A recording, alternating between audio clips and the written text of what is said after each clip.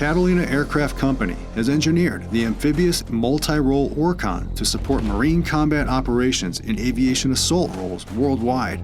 Drawing on the historic legacy of amphibious aviation operations, the Catalina Orcon fills a key role of deploying and keeping Marines on mission. Designed for expanded O-line flight maintenance, the Catalina Orcon is built to sustain the amphibious advantage. Visit catalina-aircraft.com to learn more. Hey Scuttlebutt listeners, welcome to episode 249. This week, we welcome Jonathan Hackett to the Scuttlebutt. Jonathan is a retired MARSOC operator, intelligence specialist and interrogator, the author of the books Theory of Irregular War and Iran's Shadow Weapons, and is now a student at Yale Law School. He's been the expert guest on multiple news outlets such as Al Jazeera and CBS News, so I have no idea how we were able to get him on our show, but we are so honored to have him. Jonathan talks to us about his path to the Yellow Footprints, his journey in the Special Forces world and experiences as a key interrogator during the global war on terror, and what he's up to now. He's got some great advice for transitioning veterans and for how to balance being goal-oriented and ambitious while simultaneously slowing down and appreciating where you are. For someone so accomplished, he's remarkably humble and level-headed, which makes his insight and perspective so much more appealing. Also, we'll be taking a break next week for the 4th of July holiday, but we'll be back the following week with our 250th episode. We said this back in episode 100, and then again in episode 200, but I'll say it again as we're coming up on 250. We had no idea when we started that we'd still be going strong 250 episodes in. We're so lucky and have all you listeners and our wonderful guests to thank. Also, the empty sound studio here at the MCA, but mostly you listeners and our guests. So a most sincere and humble thank you and appreciation for all of your support. This is episode 249. Hey, Scuttlebutt listeners. Thank you for joining us and your continued support. I'm Vic. I'm here with Nancy. Hey, Vic. How's it going? I'm a little stressed. I'm a little... Ooh, that's not good. That's so not you. I know. I'm a little... What's the term for a little sweaty? You're schwitzing? Yeah, I'm schwitzing. You got a little bit. schwitzing. Yeah. You have a little spilkus. Yeah.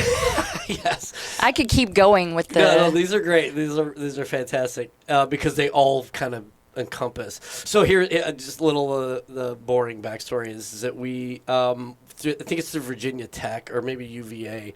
They have a agricultural thing, and so we signed up for this thing where you can grow chicks from eggs. Okay. From that's where they come eggs. from. Right. Yeah. The chicken or the egg. That's how it works. So we're trying to figure that out. We're trying to figure that out. Okay. And so we got a dozen of these fertilized eggs, and we've got an incubator and all this stuff. Wow. So short story boring, we're now at the point where they're supposed to have hatched Monday. Oh. Here's the thing. So it would be so easy, like, oh, I guess they just didn't make it. Chuck it, you know. They're peeping. I know.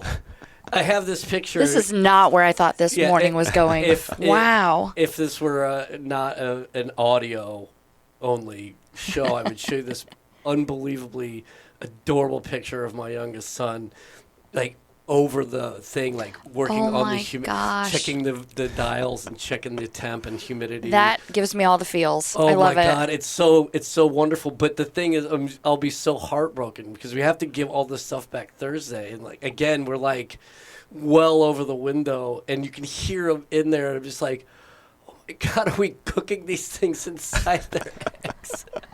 I mean, it's so stressful. Parenting is not for the faint of heart. And I'll tell you what, and this just goes to show sort of, you know, regardless of your worldview and sort of where you fall on the religious spectrum, but if you're like me and you believe in a creator, it's like there's a reason why hens lay and raise chicks, because when you try to do it artificially, it's really hard, and you just can't imagine like all of the things that are trying to kill these damn chicks before they even make it out of their eggs. And anyways, So I'm schwitzing big time this morning because gosh. we're like 24 hours over. When they hatch, you'll be quelling.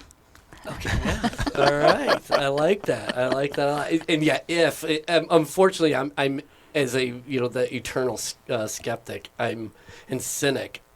I'm thinking we're not going to see chicks. This is so brutal. And the thing about it too, like I guess the humidity level, the highs and the lows of this conversation has to be at the certain level, because if not, the shell will actually shrink wrap the damn things. If it's not like malleable. Anyways. We've turned this all into the farm report, and I am here for it. I am so, anyhow. I won't tell my growing up in northern Wisconsin farm stories today. I'll tell those later. I did actually want to ask you a couple questions about the sort of German influence, because our guest today actually... Segue. What a segue. If we can't... This guy's a pro. We're professionals here. But if I can just put ourselves on a little bit of a pedestal, our guest today actually postponed a meeting with the German ambassador to be here today. Retired Master Sergeant Jonathan Hackett, thank you so much for being here. Yeah, thanks for having me. It's great to listen to this discussion about farming. You did not know that that's what you signed up for. Farming from a D.C. suburb. Yeah. So it's not. We cover all things, all topics, and Vic is a Renaissance man. So that implies success. I try a lot of things with varying degrees, of success. So, but Jonathan, thank you so much for being here. For our listeners who may know the name, you are a published author. You are a retired MARSOC operator, interrogator, SIG int specialist. You've worked for through the alphabet soup of the intelligence agencies, and you finished out at the, and I'm going to screw up the name even though I attended the course, the Marine Advisor course down in Virginia Beach. You were the supervisor of the course. Is that correct? Yeah. So that's awesome. And we were talking a little bit before we recorded, but I was there in 15. You were there a few years later in 21, right? That's right. Yeah. So, well, again, thank you so much for being here. Welcome. Thank you. For those who are watching on the shorts and the reels, very dapper gentleman. So I wore my Vans in a sweater. It's just I've got my Converse shoes on. I'm good to go. Bring the temperature down a little bit. You can't be smoking hot up in this place. It's too small of a room. Oh my God. I got my black Chuck Taylors in the car, actually. Okay. All right. Nice. Stupid story about black Chuck Taylor. So when I was my second deployment to Iraq, we were just scooping up tons of UXO or caches and IEDs and whatever. And there was only like one or two EOD teams, and so we usually would get this. But I always knew when we got one of my favorite team, because as soon as the MRAP door would open, I would see black Chuck Taylors out. I'm like, "Oh, Staff Sergeant, what's happening, man? Good to see you again." He's like, "Yeah, you guys are busy." I'm like, yeah, we are. So, Jonathan, again, so you are clearly an expert in advisor in the joint world, in the intelligence world, but you took that expertise to Yale Law School, where you're currently at right now, which, again, I mean, a decent institution. I've heard of it. It's a small community college in Connecticut. Yeah. Yeah, it's maybe not quite Phoenix Online, but I mean, it's pretty good. It's pretty good. They're trying. They have a reputation. They do. A little bit of one. Yeah. So we have definitely we'll be dealing with some 10-pound brain issues later on, but like you've got such a fascinating career and all of these different experiences. I mean, you've been on Al Jazeera English, talking about. I think the one that I saw was you were discussing sort of not just the efficacy, but I guess really the efficacy of doing escorts of ships through the Straits of Hormuz. And so clearly people want to hear what things you have to say, but I want to dive a little deeper into like just who you are. So like sort of what was your path to the Yellow Footprints? Were you a Marine brat? Were you like, was this something that was just always on the horizon? It was just a matter of you being old enough to sign like, what led you to the Marine Corps? Yeah, I came from that generation where we had a lot of Vietnam vets, the generation above us. So like in school, for example, some of the teachers had been in Vietnam. I even had some teachers that were in World War II. Oh, wow. And I had my history teacher, Mr. Donahue, was in Korea at the Chosin Reservoir. Get the hell Oh, out wow. of So here. he was this really nice, almost like teddy bear-like figure, but you knew that he had this past. Yeah. And he always had this way of kind of calming the classroom. He'd just say, "Hey, tigers, calm down." And we'd all stop talking. Wow. And you could just get the vibe from him that you should probably listen to this guy. Yeah. He was a great teacher, great history teacher, American U.S. history. And I had a family friend who was actually at the Battle of Peleliu. And he would tell us stories about, way. he has this katana that he actually wrested from the fingers of one of the fighters that died there with him. I mean, they ran out of bullets, his unit did. So like they were fighting tooth and nail. Wow. And he took that katana as his memento back, and he had it in his house. And so he would tell us the stories about this. And he had one of those very old tattoos that had kind of just become part of Yeah. his skin. Yeah. Yeah. You know, you just hear him telling the story, and at this time he was very old, but you could tell he still had it in him. You know, and it was something like hearing these stories growing up. There was this kind of amalgam of people's stories, kind of pushing me like this is an interesting thing. And what area of the U.S.? So I was born in Maine and then grew up in Connecticut. Okay. So there's a lot of these New England folks up there that had gone in World War II and everything. My substitute teacher was actually a sergeant major in World War II. Dang. And Mr. Pursuti, who's Italian. Really fantastic. Great personalities, and it was fun to grow up like that at the cusp of that turnover when these people were still in the workforce, still around us as kids. So I got some of that. And then 9/11 happened when I was in high school, and I said, having all that stuff in the background, I'm like, what? It's time for me to now do the same thing that they did. And so I went and signed up, and my dad had to come with me because I was too young at that time. So I think I was 17 or something like that. Yeah. And so he came with me and signed up. Like a year out, I had to be in the delayed entry program, I think it was. So then I went down there, showed up at Parris Island, and the rest is history. What was the reaction and response from your parents and other close family when you made that decision? Yeah, so the reason my dad took me is because my mom refused to take me. I could see that. Yeah, and she was upset about everything, the whole thing. Like the recruiter who actually was in Somalia, had been injured in Somalia in 1993 as a staff sergeant. Staff Sergeant Armstrong. He came and told my mom, he's in his dress blues, and he's like, your son's going to do this and that and all this positive stuff. And she's like asking all these logistical and admin questions, and trying to do the whole thing. And he's like, I promise you, I'll have him here at X time on this day, because I had to go up to Springfield, Massachusetts to go to MEPS. Okay. And I was like a few minutes late. He brought me a few minutes late. And she has held that against him even to this day.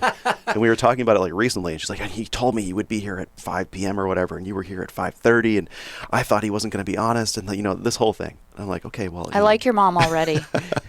Yeah, she was really careful, No, I'm right there. I'm right there with her. But I can see that. She did do something. She sent cookies on Christmas when I was at boot camp, which was a big mistake for her. And I didn't get to eat any of the cookies. Right. What they did was they put me up on the quarterdeck, and they basically circulated the cookies around to everyone online to eat one cookie each. And I had to watch them eat the cookies. And I told her this, and she's like, no, those are for you. They should have understood that these were for you. I'm like, they understood. They understood that very What kind of well. cookies were they? I don't know. I didn't get to eat them. Oh, you didn't get to eat. Okay. You didn't get descriptions of. Oh no. They literally opened the box while I was up on the quarterdeck doing some activities. Yes. In the meantime, Getting and better. Yeah, exactly. Right. Oh, man. But then I'm guessing your parents were both there when you graduated from Yes. boot camp. And so what was that moment like with your parents? It's amazing. We actually have a photo, like an old photograph of this, because this is back in the old days. Yeah, and yeah. We're standing underneath where it says, U.S. Marines down there in Parris Island. And my grandmother, who's passed away now, was there as well. And very nice ceremony, beautiful time. My family are both very patriotic, so it was like an emotional moment for them alone. Sure. Yeah. To see that. Yeah. Because on both sides, our grandparents fought in World War II as well. So in both theaters. So for them, that was kind of like a culminating moment. And I was the first veteran of my generation, or the first, service member of my generation in our family to join the military. So What were their thoughts? I mean, obviously, like you said, 9/11 happens. You answer the call. I mean, was this one of these? Because one, very common story was, oh well, if you sign up, after 9/11, you're going to war. Was that Right. sort of how your families viewed it as well? That's how my mom certainly viewed Yeah, it. She's yeah. like, well, that means you're deploying, Yeah. which was true. My father was more just proud, generally, Okay. I think. All right. Very cool. And those teachers who were an early influence on you, the veterans, are you still in touch with them? Were they aware? No, actually, I think they probably passed away, all of them by now, because it's been 24 years or so.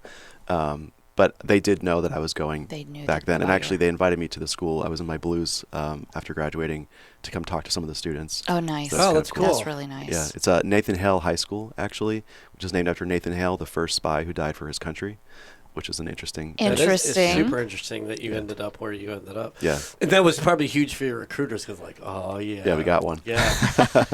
He's going to bring in some business. Yeah, because we do that, like, it was like at 30 days after you graduate from boot camp, you have this, like, gap of time before Yeah. you go to your training. Recruiters assistants. Exactly. Yeah. So they're like, well, we can use you. Okay. Totally. Okay. And I actually served some time on recruiting duty as an OPSO in Atlanta, and I can't tell you how many times I had to, like, in my most stern voice, encourage our recruiters to use their recruiters assistants for doing more than just like field daying the office. Yeah. So yeah, thank you for, hey, if you're on recruiting duty, use your recruiter's assistants well. Yeah. Don't just have them, vacuuming and shit like that. So, you go into a pretty niche MOS. Was that Yeah. something that you had signed up for with the recruiter? Like, oh, hey, I took my ASVAB, I nailed it. Or was this something that you got at boot camp? Like, what was the progression into crypto analyst? It was interesting because I didn't know what that was. Yeah. Even when I was in the class, I didn't know what it was still. It was very complex. Yeah. But I took the ASVAB. So before I took the ASVAB, the recruiter was like putting all the little chips on the table that said like, honor courage. Benefit tags, like which one do baby. you like the Yeah, most? yeah. And then I took the ASVAB, which was interesting back then. It was on like a more old school computer. Mhm. And I'm in the room with like 30 people taking the ASVAB, and I'm doing all the questions, and they're asking me these like quadratic equation questions. I'm like, this is very, very difficult. I'm like, how is this the test to join the Marine Corps? It cannot be this difficult.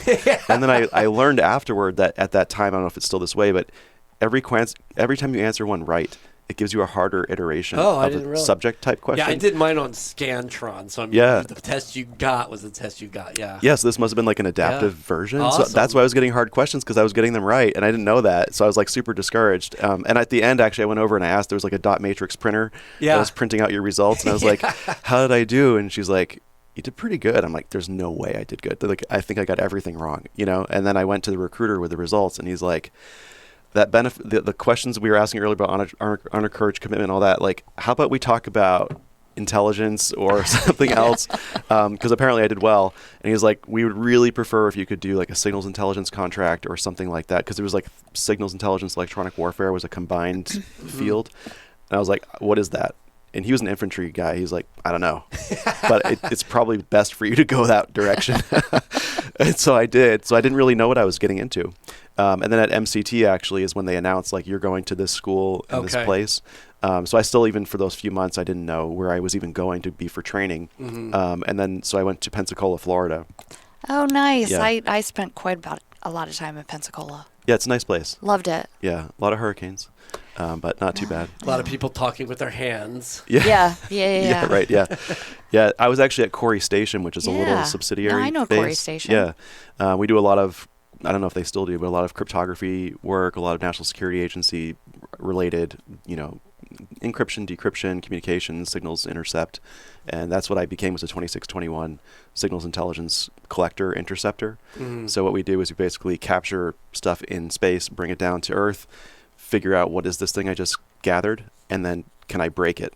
Yeah. Because usually it's got layers and layers of Sure. stuff on top of it. So you need to use trigonometry and other math to actually figure out what is the solution to this thing, because it's all based on prime number calculations.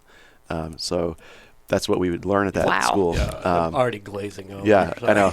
I'm not a math guy either, and they actually teach you a very narrow slice of how to do this. They don't teach you the whole thing, but they basically give you an electrical engineering light program where you can actually do all this stuff. Wow. You know, it's pretty That's fascinating. really impressive. That's so Yeah. cool.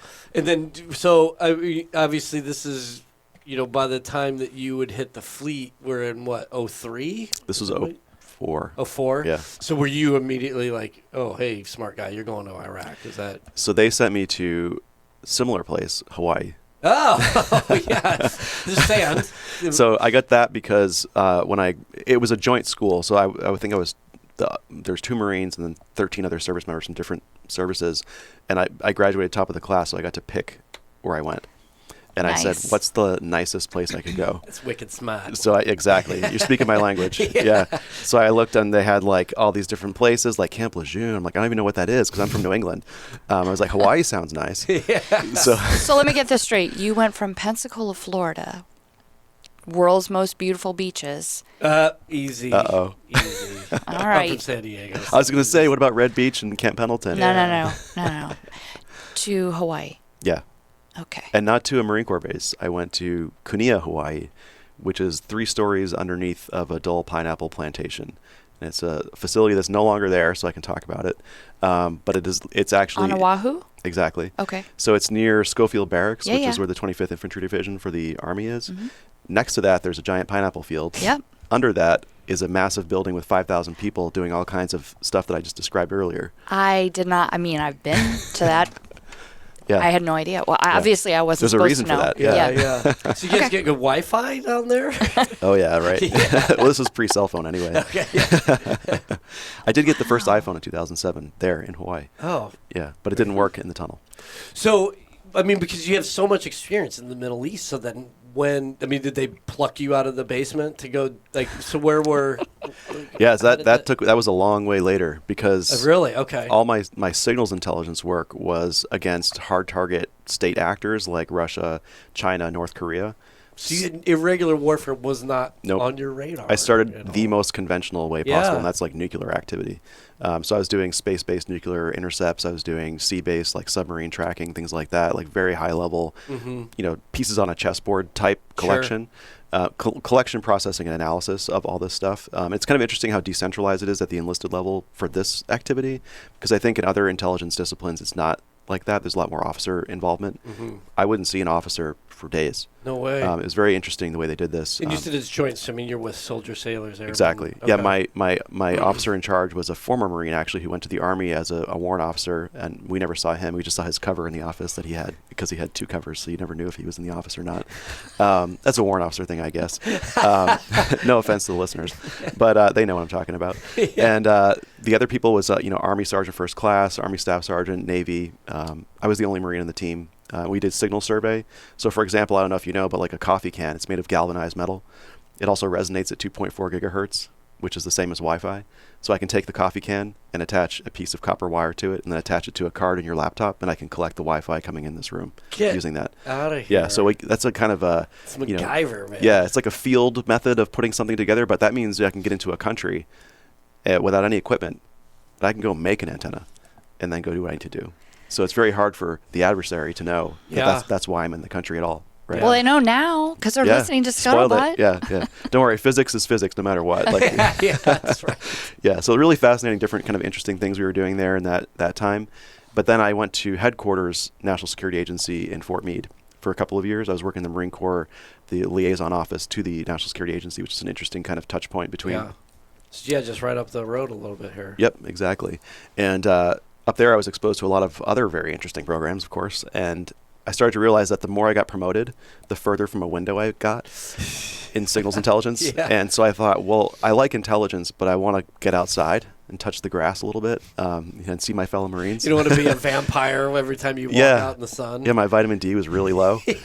So I thought, like, what can I do? And I saw there was actually a $90,000 signing bonus to lateral move to counterintelligence and human intelligence. No way. I didn't know what that was either. Yeah. So I actually had to come down here to Quantico to do an interview. And at that time, they would interview for like 8 hours straight, basically an interrogation of you to see what stress test they can put you through.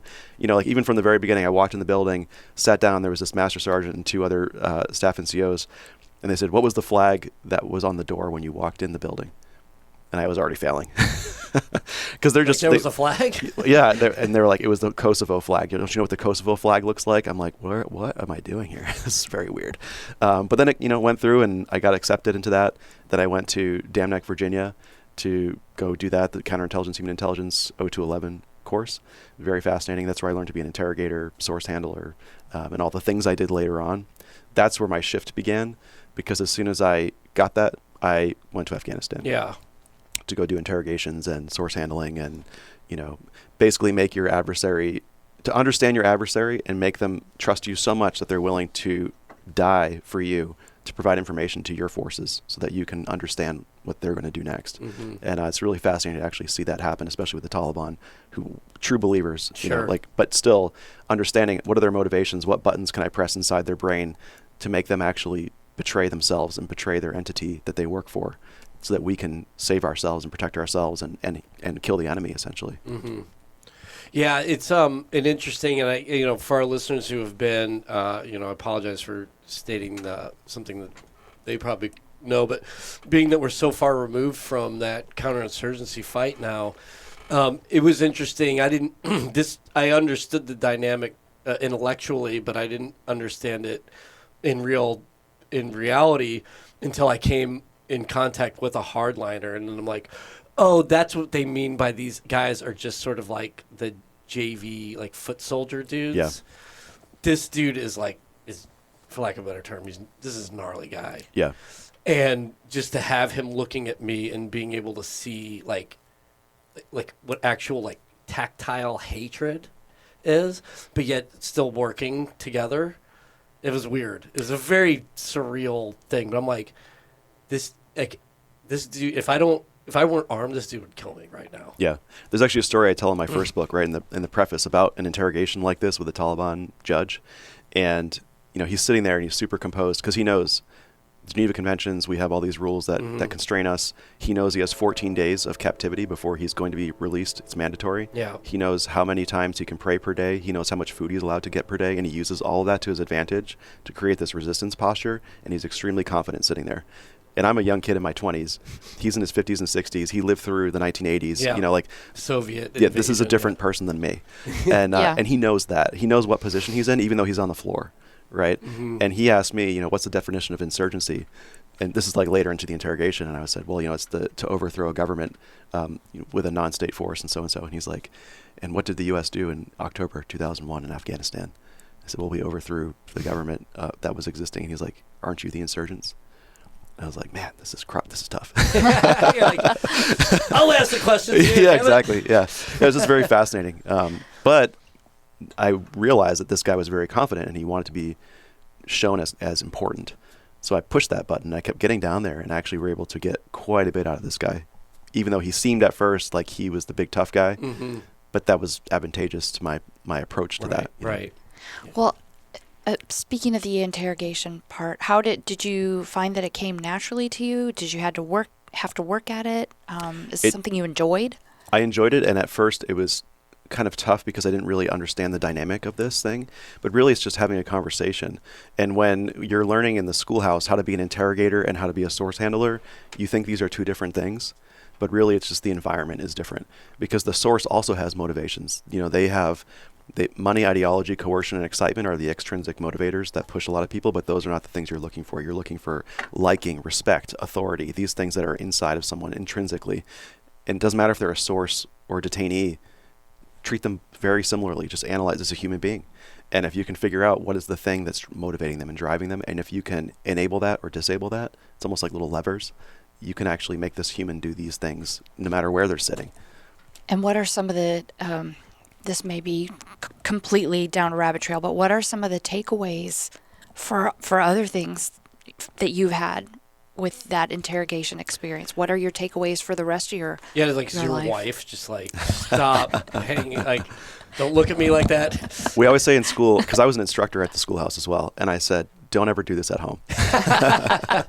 And we always tell the students that, like, be very careful with these tools because humans are we have these things, all of us do, and it's kind of cross-cultural. As long as you understand the paradigm of the culture, you can start to figure out where's the button I'm going to push here. There's a really interesting book called Influence by Robert Cialdini, and he actually taught his concept to the CIA. They actually changed in the 80s. They were wondering, why are all of our agents turning on us? Because in Cuba, for example, we had something like 53 recruited assets in the Cuban government in Cuba. All but one of them had been double agents against us. And the CIA is like, why? What are we doing wrong? It's because you're just paying them. You're not actually accessing the thing that's pushing them. You're just giving them money today. And that's a problem, because you're not piercing into the intrinsic motivators. And I think that's something to understand about human beings. It's like, there are these things on the outside that we want now, but that's not what's really pushing you. Same like the Marine Corps, like, why are you putting yourself through all this pain and training and things like that? It's not just because you want to get a paycheck, because it's not big. Yeah, It's something else. There's something deeper inside, and what is that thing, And understanding that and kind of being a good listener makes you a good interrogator. It makes you a good human being, I think. Yeah, for sure. Do you think you're more able to tell when someone's trying to manipulate you now? Oh, due yeah. to that training? Yeah, and it's actually kind of fun because they don't know that I have that training, so I allow them to continue with that, and it's great because then when I come around with the side swipe. I love that. Do you have kids? We're expecting our first child now, so. Oh, congratulations! Thank you. Had a lifetime to prepare for this moment. We're gonna bring you back on in like 2 or 3 years and see who's the better interrogator. Yeah, I'll be like, everything I thought was wrong. Yeah, you're like, that doesn't work on the child. Yeah, they're a master. Yeah, that's right. I don't know. I think I could maybe give you some tips On how to interrogate the kids. yeah. My kids thought they had all kinds of secrets that would be I knew everything. That would be a show between you and Yeah. my wife, because I know the everything. kids have me wrapped around their damn fingers. Okay. Um, Anyway, sorry, I didn't mean to. Interestingly, then, and I definitely want to talk about, obviously, MARSOC and then but just looking back on, 17-year-old Jonathan, were there indicators that this is something that you were going to be good at, or do you attribute a lot more of it? Like, is it a nature or nurture thing? Will you, like... Good question. Yeah, it is, right? Yeah, actually, it's funny because I always pushed boundaries when I was a kid. And Okay. When I was very little, I was like 5 years old, my mom would always say, like, your actual boundaries, like that thing over on the other side of the parking lot, you cannot go past that area. So as soon as she said that, the words are out of her mouth, I'm already over there. Yeah. Just seeing, like, You're is like, this true? toe Let's see. toe over, Absolutely, yeah. And then actually in first grade, I had my first detention because I had been a wild child all day. First grade. Yeah, it only got worse. And then, so she called in my mom. She wanted to tell my mom, like, your son's been terrible, blah, blah, blah. And then she, like, looked over at me and she said, and I don't want to hear another peep out of you. Did you go peep? I waited. So what happened was we finished the little meeting, and as we're leaving the room, I go, peep, through the door. And she's like, that's it. You've got a detention. That was my first detention when I was 6 years old. I had one like you. Yeah. Yeah, so that's, kind of going into it, I was like, how can I use these skills for good? Yeah, that's right. Yeah. Oh my That's gosh. awesome. That's your origin story. Yeah. No, that's really good. First 6-year-old detention. That's really good. So, So what was that like then? I mean, because all of your experiences have been, fairly garrison-ish. Now you're in, like you said, you're interrogating Taliban hardliners. Yeah. Like, what kind of a culture shock was that for you? It was very interesting. I mean, it's a whole other world. But it's also like, we bring our American mentality into Afghanistan. We build our bases they look like things that we understand. Mm-hmm. And I would sometimes have detainees, and I would realize I'm in their world. This is their country and their place. Like, I'd have a detainee, and I ask him, I was trying to be cool, and I'm like 20-something years old. Like, where do you think you are now? Because they got captured in the middle of the night. Yeah, and they took them put the somewhere. thing on, yeah. And they're like, I'm in Afghanistan. And I'm like, yeah, that's actually true. Or I would be like, where do you think you're going to be taken? They're like, well, you'll probably take me to Parwan province, or you'll send me home. And I'm like, that's true too. Because I come in there. Good at this quiz. Yeah, I come in there with this thought, like, oh, here's my whole scheme. It's going to be great. And they're like, yeah, but I mean, it's very simple. I understand what's happening here. I'm like, okay. So I had to take a different approach and just kind of be a human being. And that kind of shifted a lot there, where I realized, like, we're in this country that belongs to these people. Yeah. There are good ones and bad ones, but it belongs to both of them, So I need to figure out, how do I actually help solve the problem generally? Yeah. Which is not really solvable easily. So that kind of shifted my viewpoint quite a bit. So you had a lot of sort of, a real sort of cornucopia of cultural changes going on in such a short amount of time. And even the Marine Corps, I think we as a Marine Corps institution did not really understand the problem writ large, whatever that might be. Mm-hmm. And, before we deployed as an interrogator, they said, do you want to learn Farsi, Dari, or do you want to learn Pashto? And we didn't even think to ask, where are we going in Afghanistan? Right. Because half the country speaks one of those and half speaks the other. And I just picked Pashto. And all my detainees spoke Farsi. And that was just like from the beginning, like already I have miscalculated and not understood where I'm going. Yeah. And that really dramatically like shook me by the shoulders. Like, hey, in the future, you need to do some better diligence on your own and figure this thing out. And is that something that changed you, and that's 100%. a way you move forward through your life now? Yeah, I mean, even in MARSOC, as soon as I showed up, I was like, I'm going to treat this situation using this experience. And I went to Indonesia for my first MARSOC deployment, and I learned Bahasa, which is the language in Indonesia first. I learned which island I'm going to. I learned about the people. I did a 90-page research study for Special Operations Command Pacific before I went, and they required this. And you could tell that Special Operations Command knew this was a problem for especially conventional people coming in for the first time. They wanted you to realize you need to know the population better than you know yourself. It's extremely important, because if you want this to sustain after you leave, it's not about you, it's about them. And so I had to really understand that and internalize that. How long were you in Afghanistan that first tour? 12 months. Okay, so you did a 1-year pump. Yeah, okay. That was with one MEF. Okay. How did you compartmentalize, if you did, keeping those maybe negative interrogation experiences from affecting you and changing who you were in a negative way? So my whole philosophy in life is to be learning all the time.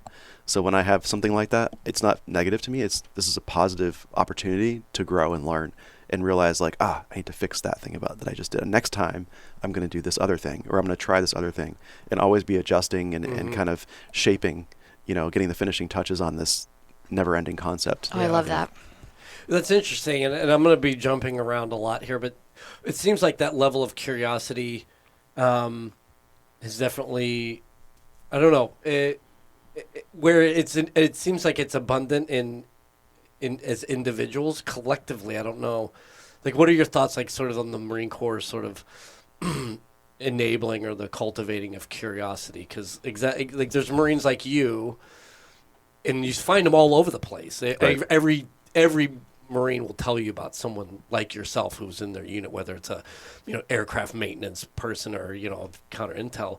But then as an institution, we seem very rigid. Right. And I remember actually when I joined, Message to Garcia was on the commandant's reading list. Yeah, it was a very important concept to just take the message and do it and not ask questions about it, which is important and it has a function.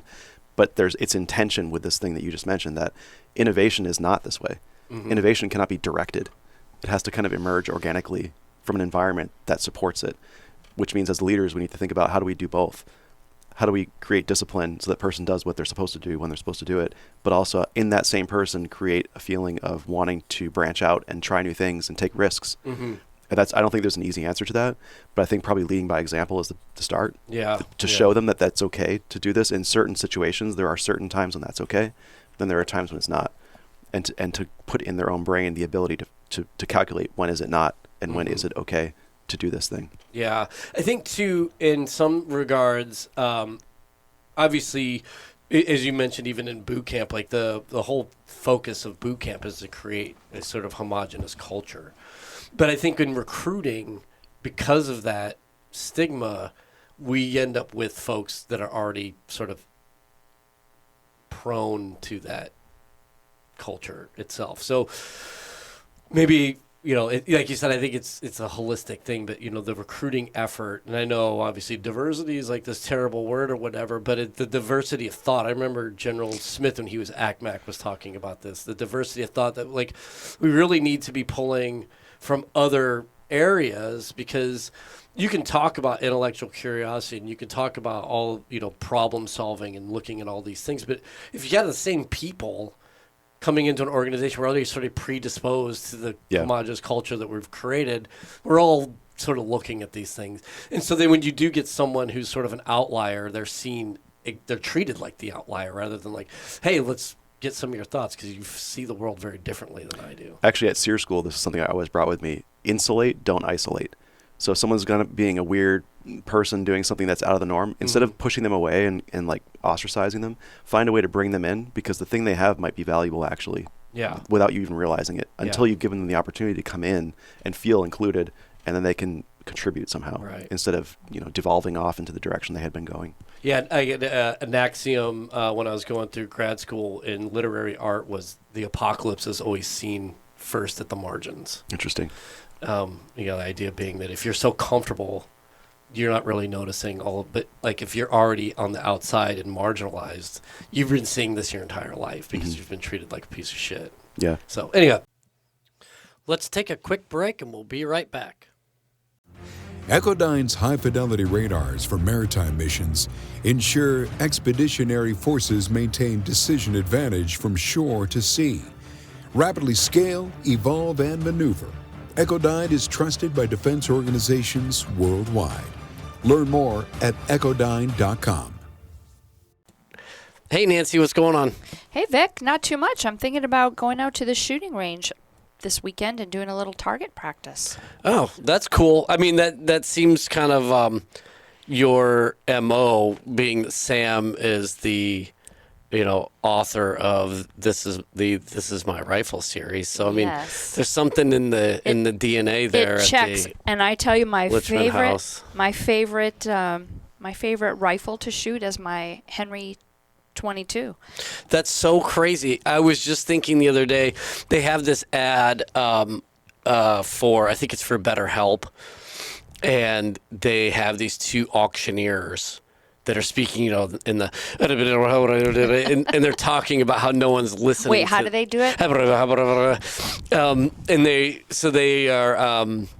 The whole thing is that they're using their auction voice and timbre, and they're complaining that no one listens to them. So the other one says, "Well, give a check here. You can find a therapist that will listen to you via BetterHelp."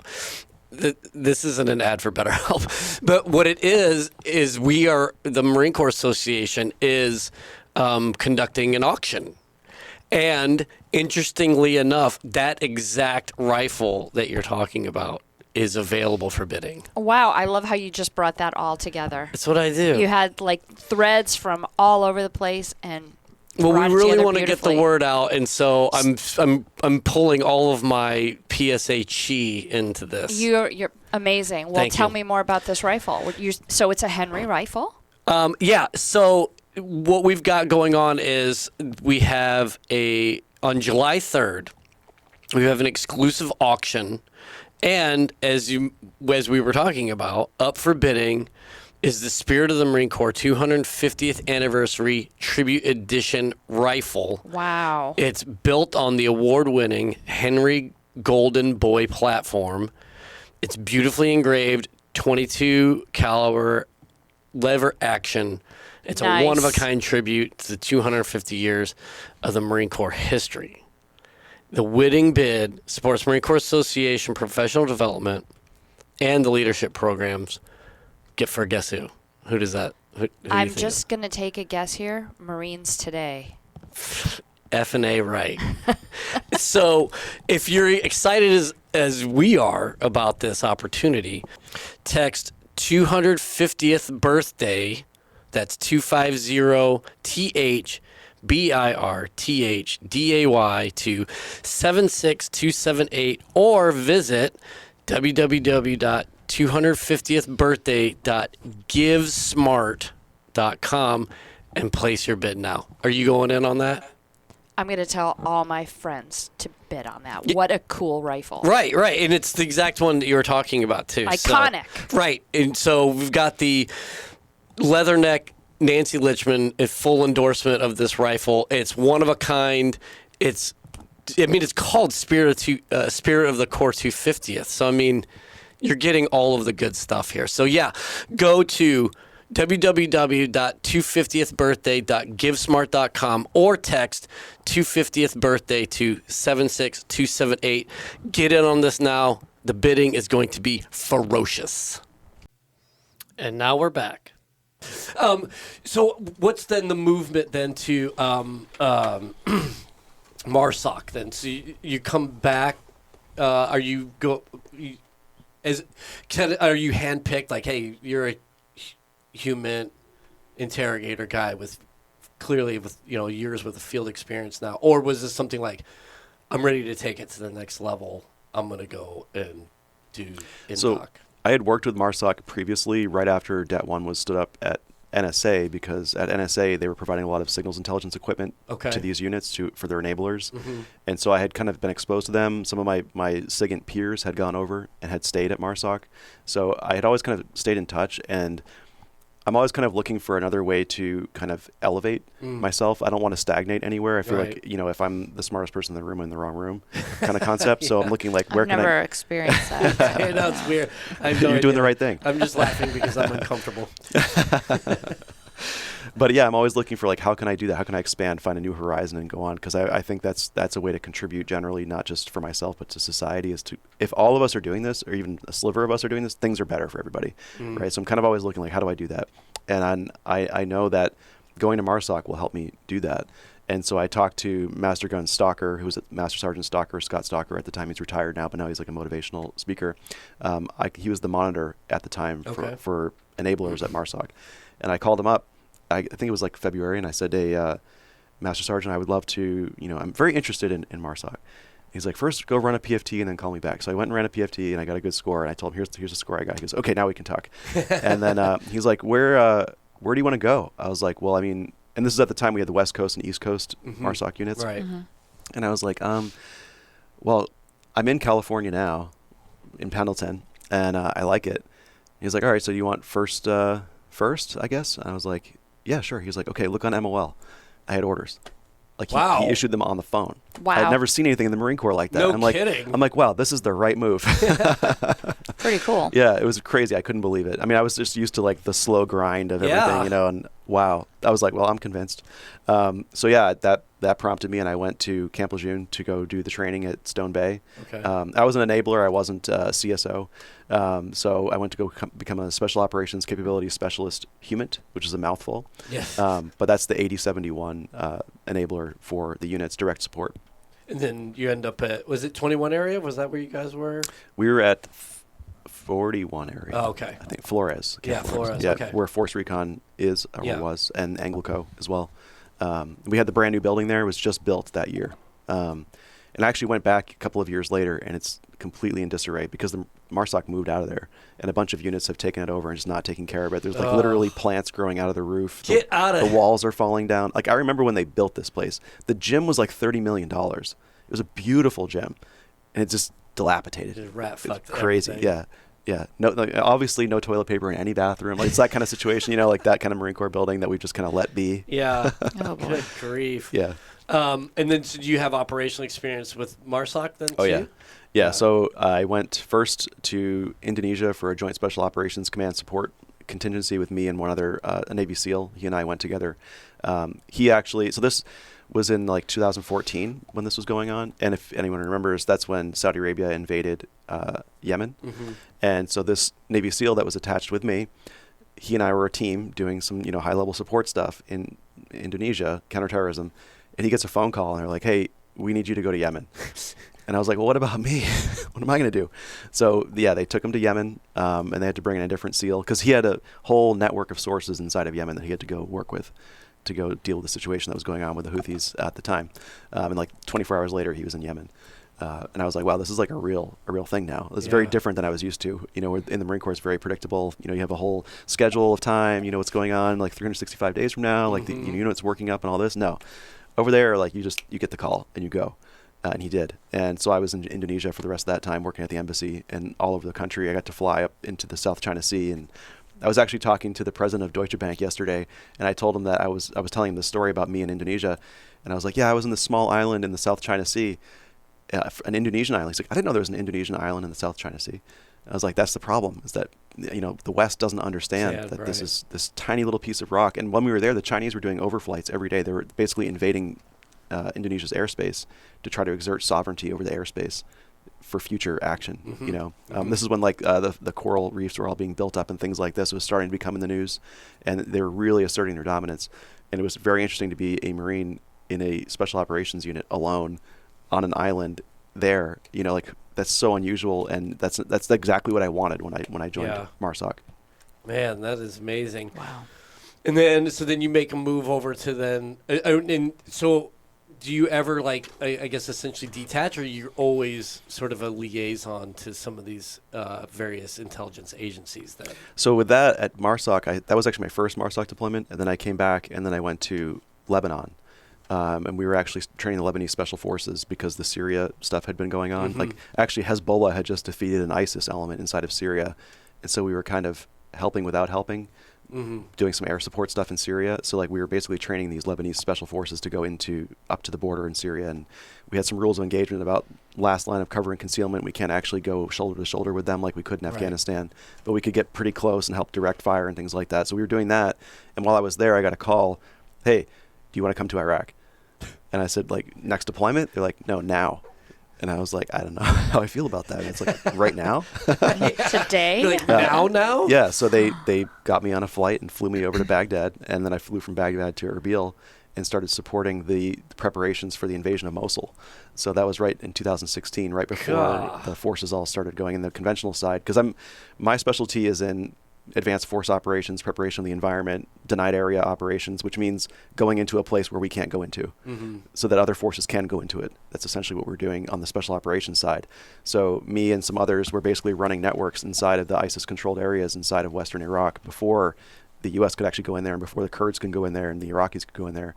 So, like, we would fly out to the Syrian border and go meet with a sheikh who had, like, 500 guys who are willing to fight with us as long as we give him 45 Hilux trucks, and he got his Hilux trucks. You know, and another one, for example, like, we want a training base right on the Syrian border so that you can't tell if it's Syria or Iraq. He's like, sure, I want this stuff. And we're like, you got this stuff.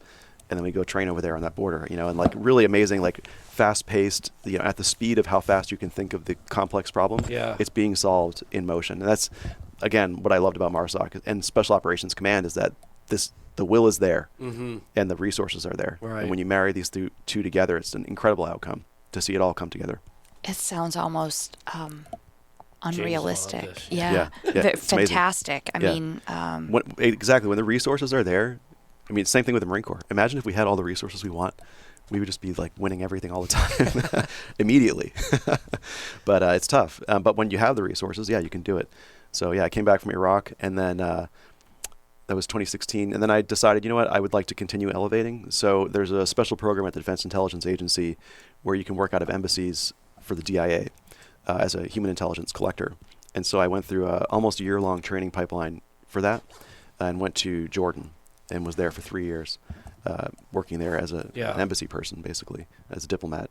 And then from there, I went to school to go train Marines at the Marine Advisor course. So that was kind of my trajectory out toward the end. That's crazy. Yeah. Yeah, I worked a little bit with the Jordanians in an official. Well, our linguist when I was in UAE was Jordanian. He was a former artilleryman. But when I was in Iraq, we worked a little bit because the PS at the Provisional Security Forces that we were partnered with had a linkage to the Jordanian intelligence agency. Yep. So there was a weird sort of thing there. And I was just so thoroughly impressed with everything that they were doing. And I'm a huge fan of just partnering with them. Yeah, Jordan is an excellent example of the value of allies and partners. Yeah. When we think about, like, what value do they add, just look at Jordan in every way, not just on the conventional military side, but even, like, their nuclear program. If people don't know, they have a 25 megawatt nuclear reactor on the Syrian border up in Jordan in Ramtha. That Atoms for Peace program with Eisenhower is what gave them that nuclear reactor, and the way that they share that information and work with us on that, we're able to give them their medical iodine produced in this reactor core, which I've actually stood on top of, which is probably why I'm having a daughter, not a son. But that's true. And but it's amazing because, like, at every aspect of their relationship with us, it's positive, and you can just look at that, especially in the Middle East, where it's like, how do we have a good relationship? Right. Look at Jordan. I know. It's really good. Yeah, that's great. And so, like, what is it about then your experiences that led you to law school? Like, are you just continuing to level up, or are there things that are similar that are attractive? Like, being a lawyer is kind of like this thing, and So, or like, Yeah, so I was interested in the law okay. because of the complexity. I love problem solving. Or If you it's just want not, to get paid. yeah, well, that will happen too. But when I was in high school, there was this job shadowing program, and I said I'd love to job shadow a lawyer. And he was a criminal defense attorney, and he took me to a trial he was doing, and it was for a murder trial. And it was a crazy murder trial where it was very sad. This guy was on meth or something and had like a 6-month-old baby that was crying. Oh, no. And he threw the baby at the wall. Oh my no. God. Killed it. And this lawyer was defending him.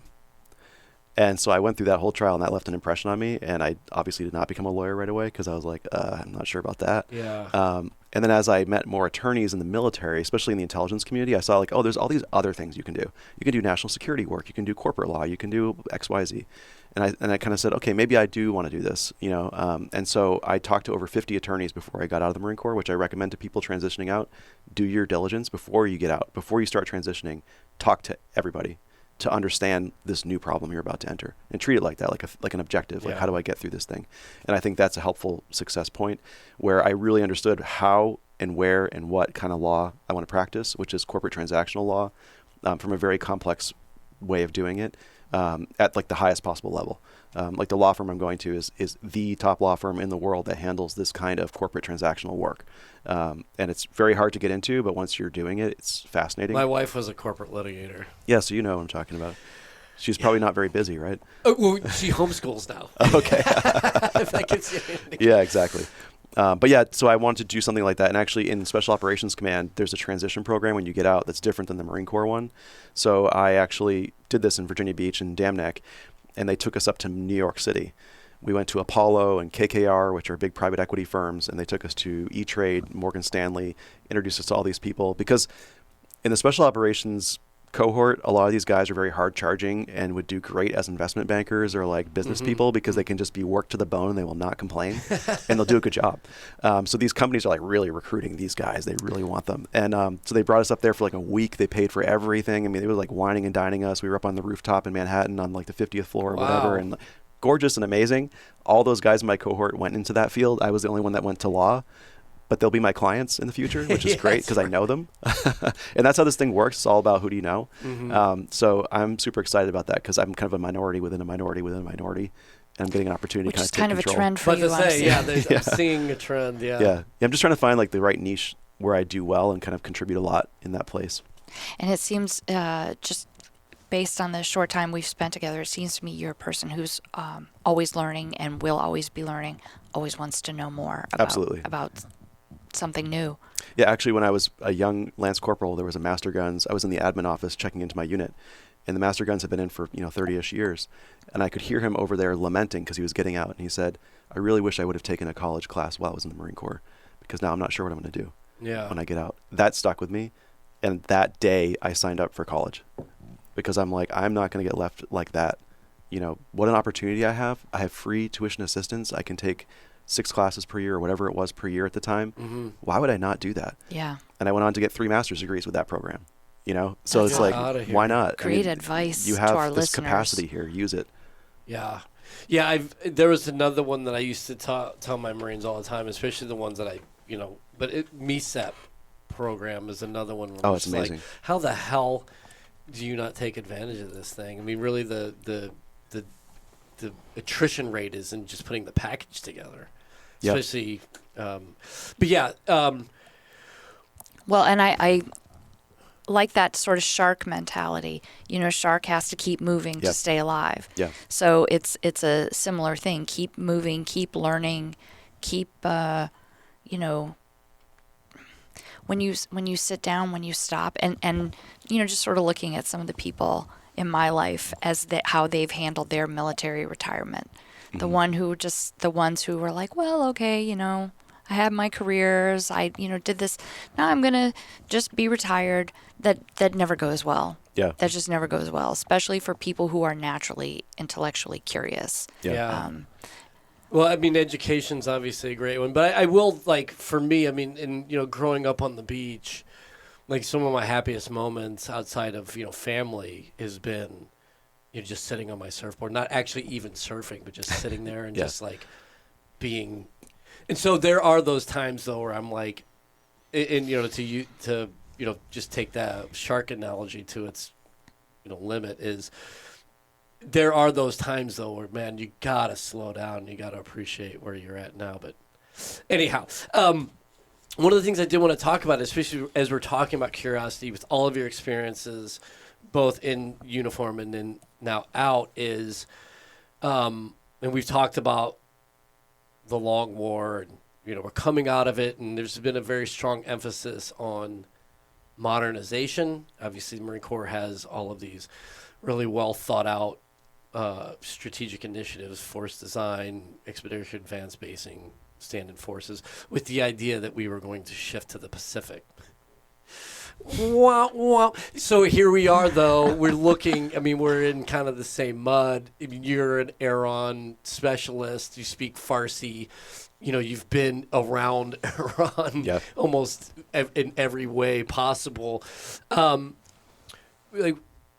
What are we getting right? What are we getting wrong? And is this still a shift to the Pacific with just like branch plans, or is that just something that is just aspirational? I remember 2013 January, Hillary Clinton said, "We are shifting to the Pacific. We're pivoting to Asia." Pivot to the Pacific. I never forget, because I was coming back from Afghanistan. I'm like, then what were we in Afghanistan for? But you stayed. were also in Indonesia, though. So, True, yeah. So, but I think the Middle East has this kind of grip on the West just because of energy and economics and the way geopolitics works. You're going to you cannot ignore a part of the world. Especially, you can't do a one-for-one swap. Like, okay, we were here, now we're there. We just pulled the 31st MEU out of Japan and sent them to the Middle East. Yeah. There's a need for this globally if you're a global power. I remember we used to do that a couple of years ago. Yeah. I was actually on a Japanese news channel being interviewed, which is kind of interesting, and they were asking me about this. Like, what does it mean to Japan to have the 31st MEU going to the Middle East? Are we in danger? And I'm like, I don't know.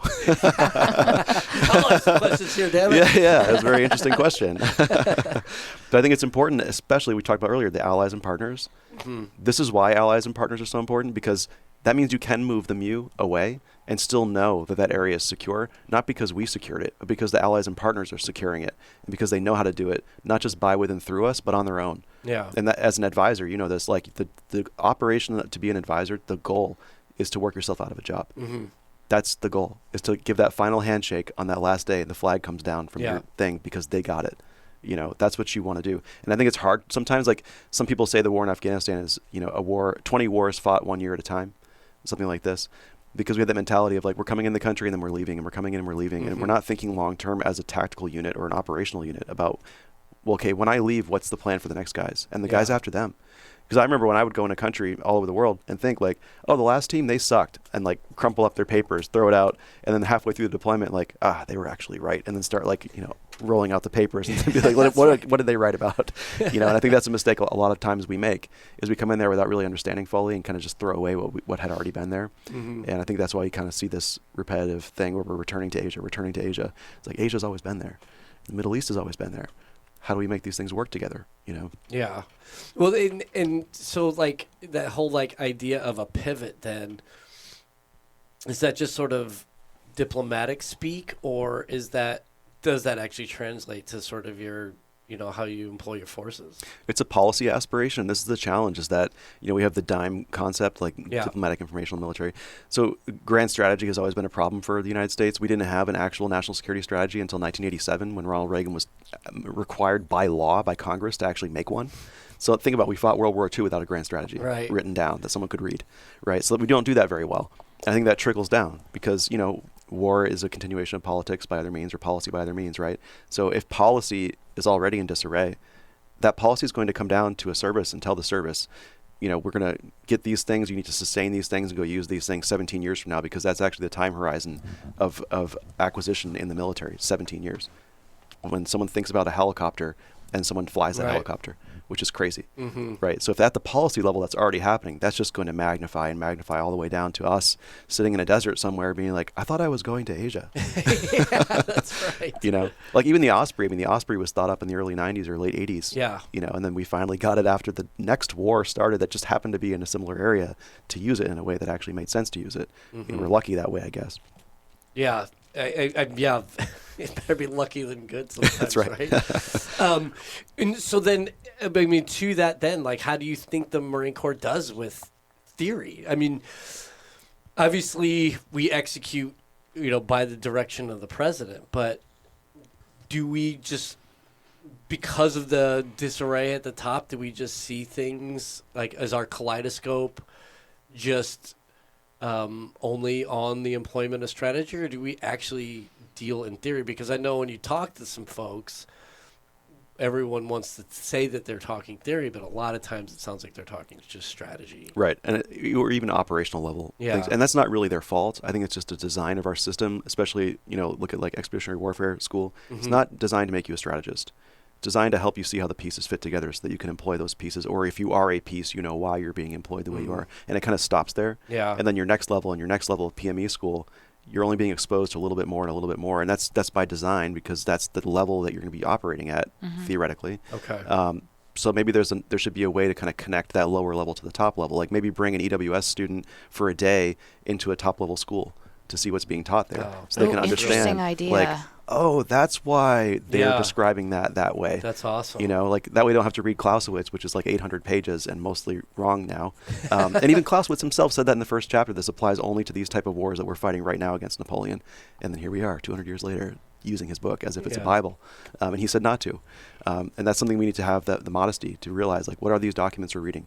Yesterday we were talking about Alfred Thayer Mahan at the State Department about like the pivot to Asia. We were actually talking about this with some of the political appointees, and they were talking about this is this a Mahanian world, or is this a world at the edges and the littorals, and like, how about we just actually look at the problem? Like, what's the problem here? And it's not a military problem. The military is a thing to use. It's a tool to use to solve a bigger policy problem. We need to figure out the policy problem first. And I think if we can teach Marines to do that, I think General Krulak had a great concept with the 3-block war strategic corporal. Right. That's what needs to be happening, where you've got a corporal alone on duty, and he knows why he's doing what he's doing on duty. Again, that's a big principle of adult learning that we were doing when we were teaching the Marine Advisor course, is like, yes, you tell someone to do it and they do it, that's great, but you need to tell them why they're doing it. It's extremely important, especially as adult learners. If your brain is maturing in your 20s and you're getting these instructions, you will do it better, more thoroughly, with more motivation if you know why you're doing it. Well, it even gets back to what you were saying about the operatives in Cuba. You were just giving them the how, money. Yeah, bag of cash. But you weren't really touching on the why. Exactly. Yeah. Yeah. And this, I think the Marine Corps is trying to do it, but it's a large institution, and it's kind of struggling to filter this information. Like, even lessons learned. We have so many lessons learned. We're just not learning them. Yeah. They're somewhere else. And even in Special Operations Command, we would write every deployment you come back from, you write something called a SODAR, which is like an after-action report, but like 100 pages about low-level stuff, like, Sergeant Tom and the partner force was upset this morning, and very, very detailed. That the next team would love to know that when they show up to meet Sergeant Tom and he's really disgruntled, and like they're like, oh, this guy just sucks. It's like, no, there's like 2 years of data about this guy's familial problems, that if you could solve the family issue, you can solve the unit issue, But these things are saved in a computer and nobody reads them. So how do you make that disconnect stop being disconnected? How do you connect it? You've got to incentivize these activities. It needs to be carrot. That someone's like, oh, you know what? That's a good idea. I'm gonna, like, for example, I can't remember what it was called, but the RICLIF, the cultural learning, whatever it was, where like Keokle used to be. Now now it's another one of those buildings where that's with trees growing out the top. But that was a great idea for. At every rank, there was an incentive in your promotion system to go do it just a little bit. Not become a master, but just get exposure. Because it's really about exposure. Yeah. Just knowing that this is here. Like, oh, I fit into this bigger puzzle. Yeah. I'm not just a puzzle piece. Well, that's when you had that deal with, was it Rosetta Stone, right? You could get, like, languages for free through MOL. Yeah. Yeah, I remember that. I used to go look at it. But the thing is, like, there was nothing attached to that to make it matter for you. Right. So people would see it. They'd log in. I did this. I'd get Rosetta Stone. I'd use it for a day. And then never use it again. And I keep getting reminders every year that your Rosetta Stone will expire. Like, delete, because there's no incentive attached. But even if you had completed all the modules, who would give a shit, right? Right, yeah. Maybe there's like a financial incentive, a promotion incentive, a duty station preference. Like I'm sure there's some ways to we do this all the time, like with jump school. There's lots of people at jump school that don't need to be at jump school, but they're there because it's an incentive for them, and they're like, oh, I'll work a little bit harder because I really want to go to this cool school. Okay, great, we'll send you. Yeah. And then suddenly they're a force multiplier, right? And they're motivated now because they got to do the thing that we let them do, right? So it's like kind of joining these desires together from the institution to the individual. I think it's very valuable. It needs to be a coherent effort where actually people sit down and talk through this instead of just being like, I wish we learned lessons. Yeah. Like you need to think about how do you practically do that. Yeah. Well, and also, too, it would be very helpful, especially, we were talking about Afghanistan. I remember, going into Iraq, it was like, well, are we talking to the right Iraqis? Right. I mean, they gave us during the invasion, we had an Egyptian linguist. That joker knew less about what the Iraqis were telling him than we did. Yeah. And the Iraqis immediately knew, this dude's Egyptian, I'm not going to waste my time. Yep. So we lost credibility right off the bat. That dude, that fucking guy just ate chow and sat in the. Anyway, he was a really cool person, just because we didn't understand the landscape. Yeah, so I mean, things like that I think would be extremely helpful. Anyhow, man, this has been such a wonderful conversation. I do want to ask you though, especially with all of your experiences, and I've just been so generous with your time. I'm really very happy that you came in. But what advice now would you have? I mean, you mentioned early on sort of the crossing of generations when you were a kid. Yeah. We're at another one of those crossroads now. So what sort of advice you have for Marines in uniform, those potentially transitioning out and those potentially coming in? Two things. One is objects at rest stay at rest, and objects in motion stay in motion. Kind of like you were talking about earlier. Keep going. Okay. And don't stop moving. In what direction, though? Because you can do that in a bad way. Well, that means you need to know yourself. Okay. And so you need to be honest with yourself. Actually, at MARSOC, there was a place when you walk in the door and it says, check your ego at the door. And we have to tap that sign when we walked in. Nice. And it's something you need to know. Like, do I have an ego? Mm-hmm. Am I overconfident? Do I have some assumptions I should question? Yeah. And be able to question those assumptions, even if you have to do it privately and don't tell anyone because it's uncomfortable. But go do it and evaluate yourself and think, like, what do I really want? If I stop doing things right now, what kind of thoughts flood into my mind? Are those things I'm happy with or not happy with? Like what do I really need in life? Yeah. And like actually reflect on that. Maybe go sit by the water or something, and just look out at the water. Get on your board, man. Yeah, exactly. Don't even surf. Just sit there. Exactly. Because things will start coming to you when you remove all this other stuff. And without earbuds and listening to no social media. Right. Yes, God, no social media. Yeah. No TikTok. But yeah. That's kind of my thought. And also to just kind of know what you want to do and then don't give up on that. Because I think it's easy to start something and then be like, that was really tough. Mm-hmm. Or like a bunch of things come into your life. Mm-hmm. It's kind of like follow the money. Like wherever money is spent, that's where your priority is. And that's a very similar thing with like your time. Where are you putting your time? Yeah. Is it just watching football games all day, which maybe is fun? Or is it doing something else that you enjoy too? And just kind of thinking about time is an asset. How do I spend it? Tell me about it. Well, you're about to have a kid, so that's going to be real for you. Right. Very real. That's awesome. Well, we have the our capstone question here. This has become my favorite question, which is, what was your best day in the Marine Corps? So it actually is a culminating moment up to that day. When I was an instructor at the CI Human course, I had my very first team that I was working with, I was training them. And one guy was actually in the Marine Corps band before he moved over. And he was a guitarist, badass guitarist. I won't say his name because he's deployed right now. But he was awesome, super creative, and I just loved that. And so I kind of kept pushing buttons with that. Let's see how far we can go with this guy. And as an intelligence collector doing clandestine activities in a denied area, you need to not appear like an American doing clandestine activities. Yeah, three white guys in a van. Yeah, exactly. So we teach them how to do these things called surveillance detection routes, where they can actually drive all day long and figure out, am I being followed before I go to my meeting and with this person? And we try to teach them, be creative, come up with ways to remember your route, because your route has 150 turns. It's almost impossible to memorize.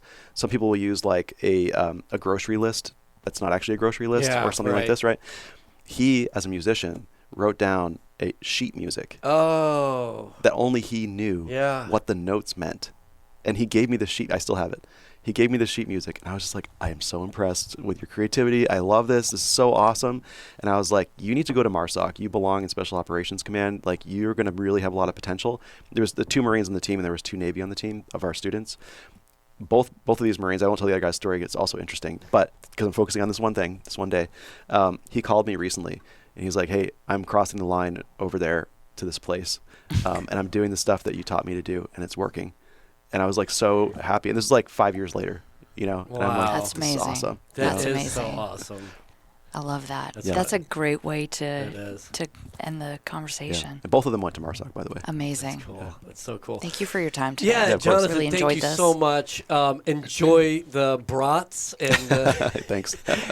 and yeah, again, I really appreciate you taking the time to come in. Yeah, thanks for having me. It was great. Scuttlebutt is a production of the Marine Corps Association. You have heard the voices or contributions from Major Vic Rubel, USMC retired, Nancy Litchman, William Truding, and our guest. Ty Frazier is the editor, sound engineer, and technical producer. The Marine Corps Association is not an agency of the U.S. government. The opinions expressed in this episode are the personal views of the participants and do not reflect the official position of the United States Marine Corps, the Department of Defense, or the Marine Corps Association.